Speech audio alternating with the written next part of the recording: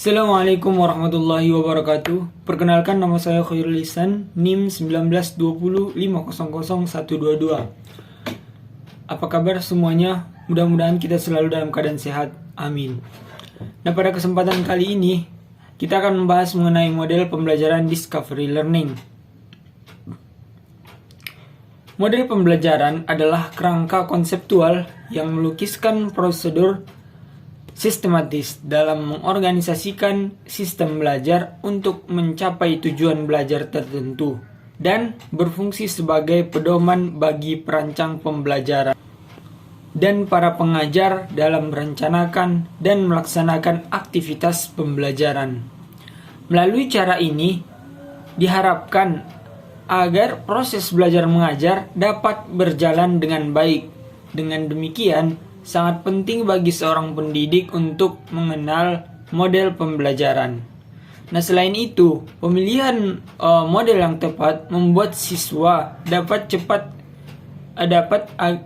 tidak merasa cepat bosan ataupun jenuh ketika mengikuti kegiatan belajar mengajar di dalam kelas. Pada kesempatan kali ini, model pembelajaran yang akan kita bahas adalah model pembelajaran Discovery Learning atau sering disebut dengan DL. Discovery Learning merupakan cara untuk menemukan sesuatu yang bermakna dalam pembelajaran menurut Mulyasa. Nah, sedangkan menurut Saifuddin, model pembelajaran Discovery Learning adalah sebuah proses pembelajaran yang terjadi bila peserta didik tidak disajikan dalam bentuk finalnya, tetapi melalui proses menemukan. Peserta didik diharapkan mengorganisasi sendiri pengalaman belajarnya. Nah, kemudian Bortik dan Jones menyatakan bahwa dalam Discovery Learning, peserta didik belajar untuk mengenali suatu masalah, karakteristik dari solusi, mencari informasi yang relevan, dan membangun strategi untuk mencari solusi, lalu melaksanakan strategi yang dipilih tersebut. Nah, dari beberapa pendapat yang telah kita paparkan, kita dapat menarik sebuah kesimpulan bahwa model pembelajaran Discovery Learning merupakan cara yang dapat membantu peserta didik untuk belajar mandiri dengan melakukan penemuan di daerah sekitar.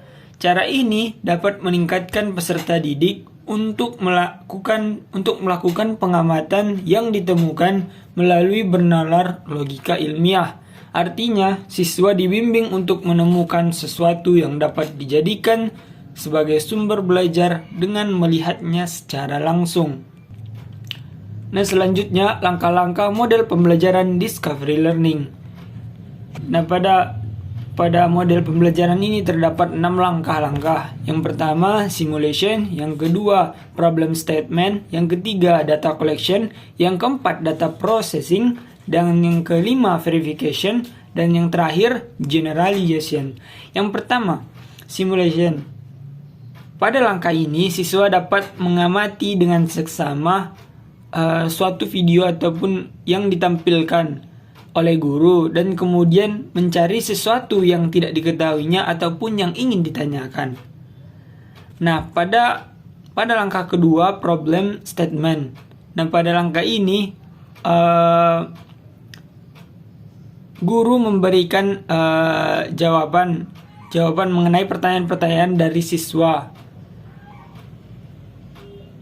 sehingga siswa dapat mengerti akan hal-hal yang tidak diketahuinya. Langkah yang ketiga, data collection. Nah, pada langkah ini siswa melakukan pengumpulan data dan guru memberikan arahan agar proses pembelajaran yang dilakukan siswa lebih efektif. Nah, langkah yang keempat adalah data processing. Nah, pada data processing pada langkah ini siswa mengolah data yang telah diuji dengan mengklasifikasikannya dan mengaitkannya dengan teori yang telah ada. Nah, langkah yang kelima adalah verification. Nah, pada langkah ini siswa mencari bukti mengenai masalah-masalah ataupun pertanyaan-pertanyaan yang telah disampaikan sebelumnya. Langkah yang terakhir adalah generalization. Nah, pada langkah yang terakhir ini murid membuat kesimpulan terhadap teori maupun data-data yang telah diuji sebelumnya, dan setelah itu guru mengambil ataupun menarik kesimpulan dan menyempurnakan jawaban-jawaban dari siswa tersebut. Selanjutnya adalah kelebihan dan kekurangan dari model discovery learning. Menurut Sarduddin, ada beberapa kelebihan model discovery learning.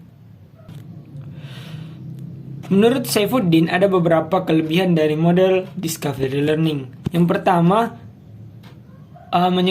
dapat menyebabkan peserta didik mengarahkan kegiatan belajarnya sendiri dengan melibatkan akalnya dan motivasinya sendiri. Yang kedua, model pembelajaran ini dapat membantu peserta didik untuk memperkuat konsep dirinya karena memperoleh kepercayaan dalam kerjasama.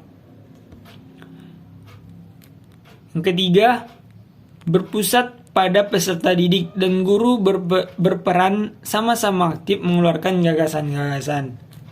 Yang keempat, membantu peserta didik untuk menghilangkan keraguan karena mengarah pada kebenaran final dan tertentu atau pasti.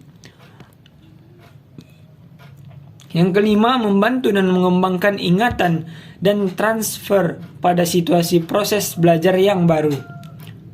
Yang kelima, mendorong peserta didik untuk berpikir dan bekerja keras atas inisiatifnya sendiri.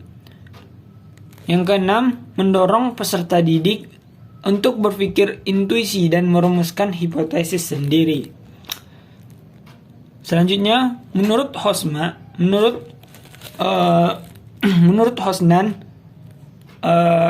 ada beberapa kekurangan dari model pembelajaran discovery learning. Yang pertama, menyita banyak waktu dikarenakan guru dituntut untuk mengubah kebiasaan mengajar yang umumnya sebagai pemberi informasi menjadi seorang yang memberi fasilitator, motivator, dan pembimbing. Yang kedua, kemampuan berpikir rasional peserta didik ada yang terbatas. Sehingga dari perbedaan kemampuan tersebut menjadi sebuah kekurangan dalam model pembelajaran ini. Yang ketiga, tidak semua peserta didik dapat mengikuti pelajaran dengan cara ini.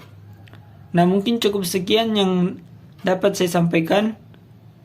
Assalamualaikum warahmatullahi wabarakatuh.